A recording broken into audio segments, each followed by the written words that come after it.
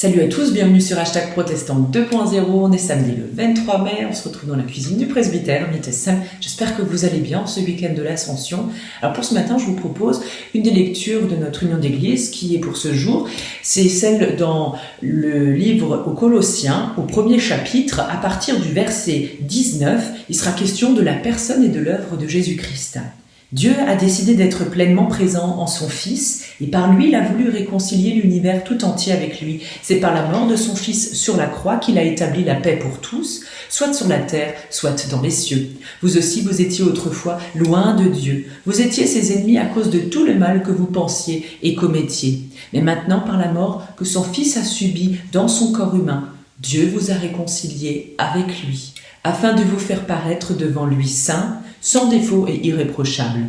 Cependant, il faut que vous demeuriez dans la foi, fermement établis, sur de solides fondations, sans vous laisser écarter de l'espérance qui est la vôtre depuis que vous avez entendu la bonne nouvelle.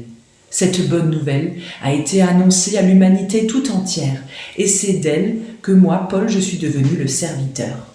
Alors Paul, l'apôtre, nous embarque avec lui dans sa réflexion justement sur l'œuvre, la mission de Jésus-Christ et la portée. C'est-à-dire, à travers ce texte très ancien, nous comprenons que Dieu va se rendre visible à tous les humains par Jésus, par son humanité, lui qui va ouvrir un chemin nouveau.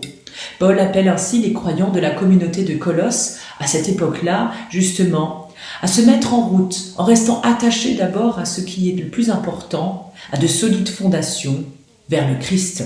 La vie chrétienne est donc un appel permanent de tous les instants pour se laisser transformer par Dieu, pour devenir des personnes debout qui avancent, pour tendre vers le meilleur ensemble.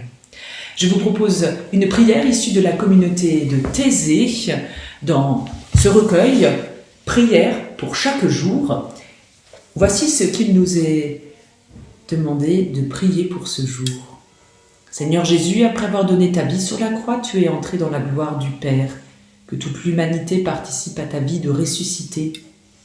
Jésus, tu as établi avec nous une alliance nouvelle, tu es avec nous tous les jours jusqu'à la fin des temps.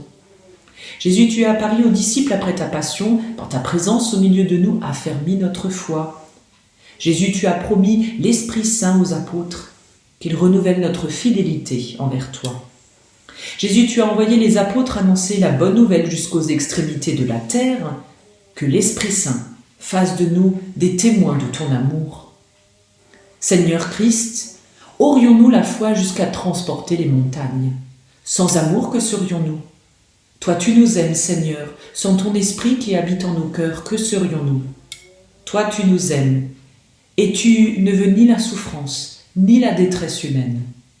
Esprit du Christ, esprit de compassion, esprit de louange, ton amour pour chacun ne s'en ira jamais.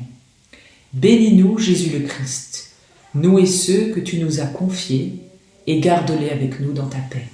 Amen. En vous souhaitant une belle journée, dans la grâce de Dieu et dans la paix du Seigneur, on se donne rendez-vous demain matin pour la prière du petit-déj et à 11h pour une vidéo proposée par nos jeunes. À demain.